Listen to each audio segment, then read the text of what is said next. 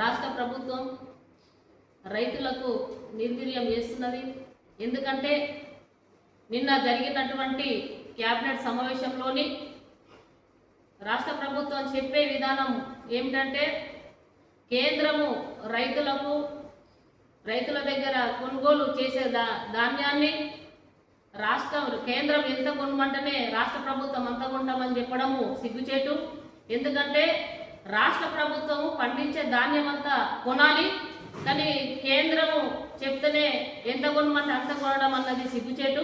తక్షణమే రాష్ట్ర ప్రభుత్వము తెలంగాణ రాష్ట్ర రైతాంగం అంతా పండించిన రైతుల పంటంతా కొనాలని చెప్పేసి ఈ సందర్భంగా రేవంత్ రెడ్డి గారికి డిమాండ్ చేస్తున్నాం.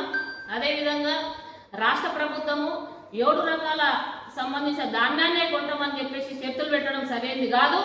రాష్ట్ర ప్రభుత్వము అన్ని ధాన్యాలను ఏదైతే పండించే రాష్ట్రంలోని పండించే ధాన్యాలన్నీ సిరిధాన్యాలు పండిస్తారు. ప్రధానంగా మనకు వరి పండిస్తాం కాబట్టి రాష్ట్ర ప్రభుత్వం అంతా ధాన్యాన్ని అంతా కొనాలా. కాబట్టి రాష్ట్ర ప్రభుత్వం చేతులెత్తే పరిస్థితి చేస్తున్నది.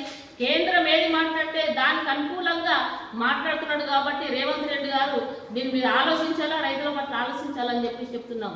ఇక్కడ ఎన్నికలు వస్తే మాత్రం తక్షణమే రైతులకు సంబంధించిన వాగ్దానాలు చేస్తుంటాడు, అక్కడక్కడ అమలు చేసే పరిస్థితి ఏర్పడుతున్నది. కానీ ఈరోజు ప్రాజెక్టుల సాగునీటి సంబంధించింది ఎక్కడ కూడా రైతులకు చాలా ఇబ్బందులకు గురి చేస్తున్నాడు. అక్కడ రైతులందరూ నీళ్ళు ఇవ్వాలని చెప్తేనే నీళ్ళు ఇచ్చే పరిస్థితి ఏర్పడుతుంది. అది కూడా ఎంతో కష్టంగా రైతులను కన్నీటి పెడుతున్నారు. అదేవిధంగా ప్రధానమైన అంశం ఏంటంటే నిన్న జరిగిన క్యాబినెట్ సమావేశం ఏదైతే ఈ రైతులకు యాప్ తీసుకొచ్చిండో ఆ యాప్లో సంబంధించిన ఏదైతే వాళ్ళకు ఇబ్బందులకు గురి చేస్తున్నాడు.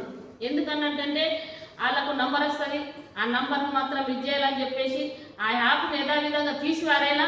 ఎందుకంటే రైతుల వల్ల వాళ్ళు చక్కగా వెళ్తారు, రైతులు వెళ్ళి ఏదైతే పొలంలో పట్టాలు ఉంటాయో వాళ్ళకు ఎరువులు తీసుకుంటారు.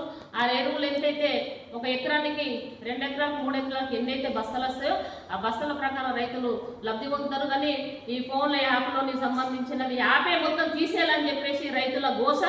ఈ రైతులందరూ ఆందోళన గురవుతున్నారు. కాబట్టి ఖచ్చితంగా రైతులకు వాగ్దానం చేసే ఈరోజు ప్రభుత్వం ఎక్కిన రేవంత్ రెడ్డి రైతుల గురించి ఆలోచించాలని చెప్పేసి ఈరోజు మేము మాట్లాడుతున్నాం. ఈరోజు మాకు తెలంగాణ రాష్ట్ర సేవ సంబంధించింది రాష్ట్ర వ్యాప్తంగా రైతుల గురించి మాట్లాడేది టీఆర్ఎస్ పార్టీ కవిత ఆధ్వర్యంలోని. రైతులు గోసపడితే మాత్రము మా కవిత ఆధ్వర్యంలోని మేమున్న రైతాంగం మొత్తం కూడా ఊకుంటామని చెప్పేసి మేము అంటున్నాం. అయితే ఈరోజు కవితక్క ప్రతి ఒక్క విలేజ్లోని రైతుల గోసలు వింటున్నది, రైతుల సమస్యలు వింటున్నది, రైతులు పడ్డ కష్టాలు వింటున్నది. కాబట్టి రేవంత్ రెడ్డి పాలనలోని రైతులకు ఇలా గోసపడుతున్నారు.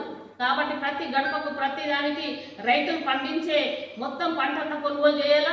కేంద్రంతో ముడిపడి ఇద్దరు కలిసి తందనాలాగా రాష్ట్రం కేంద్రం కుమ్మక్కై రైతులు గోస పెడుతున్నారు. కాబట్టి ఖచ్చితంగా రైతుల మందరం కలిసి నీకు ఇలా అసెంబ్లీ ముట్టడి చేస్తామని చెప్పేసి కూడా మేము సందర్భంగా హెచ్చరిస్తున్నాం. ఇలా కవితగా ప్రతి రైతులకు కూడా అండగా నిలిచి ఏదైతే రైతుల కొనుగోలు లేదో అకాల వర్షం కింద మొన్న రైతులు కూడా రోడ్డు మీద అన్ని కూడా మొత్తం మొలకలు వచ్చిన పంట వరి చూస్తున్నాం. అదేవిధంగా మొత్తం కూడా ధాన్యం అంతా కూడా పోయిన పరిస్థితి చూస్తున్నాం. కవితగా ప్రతి రైతు దగ్గరికి పోయేసి ఆ పంట నష్టం పోయినాక రైతుల దగ్గరికి పోయి కూడా పరామర్శించిన పరిస్థితి ఉన్నది. కానీ ఇంతవరకు కూడా రేవంత్ రెడ్డి వచ్చి రైతులకు వాళ్ళ యొక్క కష్టాలను కూడా తెలుసుకోలేని పరిస్థితి ఉన్నది. తక్షణమే కేంద్ర రాష్ట్ర ప్రభుత్వాలు రైతుల గురించి ఆలోచించి వాళ్ళ సమస్యలు పరిష్కరించాలని చెప్పేసి మేము కవిత ఆధ్వర్యంలో డిమాండ్ చేస్తున్నాం.